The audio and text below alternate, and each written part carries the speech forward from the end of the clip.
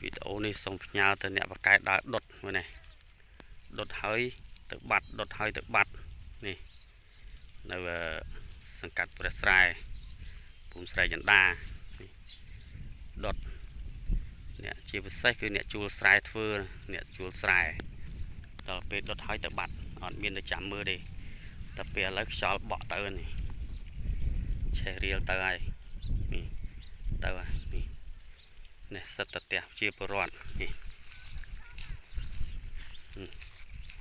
បក់ទៅនេះមើលនេះសិតផ្ទះជាពលរដ្ឋនេះមានជំនួបច្បើងមានផ្ទះជាពលរដ្ឋសិតនៅជាប់វាសេសិតកច្ឆាំងវែងនេះដុតនេះបងប្អូនអើយនេះដាតភ្លើងនេះមានដាតភ្លើងដុតហើយទៅបាត់អត់នៅចាំមើលទេពឹងថាឲ្យអាងឲ្យគេបលុតអត់នេះទេទៅអស់បងប្អូននេះអ្នកអាជ្ញាធរពាក់ព័ន្ធជួយមើលមានអ្នកណាក្រៅពីអ្នកជួលស្រែធ្វើទេនេះអ្នកជួលស្រែធ្វើអត់មានអ្នកណាដុតក្រៅពីអ្នកជួលស្រែទេ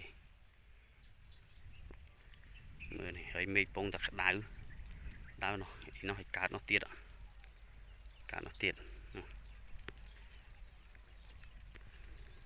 កើតនោះក៏ដុតដែរដុតណាបងប្អូនអើយរួចម្ចាស់ផ្ទះម្ចាស់អីសើទៅធ្វើការធ្វើងារអស់ហើយសិនអ្នករោងចក្រអ្នកធ្វើសំណង់ធ្វើអីគេទៅអស់ហើយមានណានៅផ្ទះមានសក់ក្មេងៗទៅជួយបលុតនោះជួយបលុតទៅបលុតតាតភ្លើងបងប្អូនតាតភ្លើងឆេះដើរដុតបងប្អូនដើរដុតហើយអត់នៅចាំបលុតទេ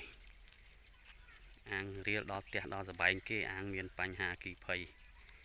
មកមើលអាជ្ញាធរពាក់ព័ន្ធជួយមើលបងប្អូនអាជ្ញាធរពាក់ព័ន្ធជួយមើល